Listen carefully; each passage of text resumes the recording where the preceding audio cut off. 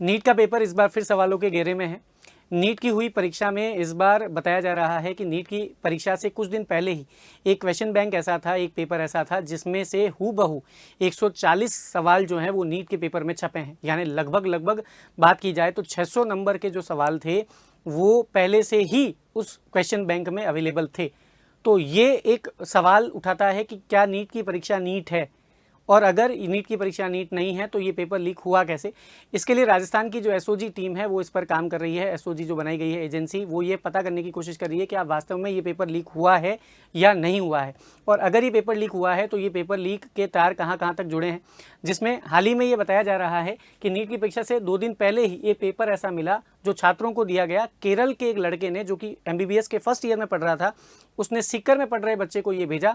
जो पीजी संचालक है उसे जब ये पेपर मिला तो उसने एज ए सैंपल पेपर समझकर अपने बच्चों में बांट दिया। जिसमें अब ये बताया जा रहा है, जो विश्वस्त सूत्र हैं एसओजी के, उनके द्वारा ये बताया जा रहा है कि उसमें से लगभग 600 अंक तक के सवाल नीट के पेपर में पाए गए।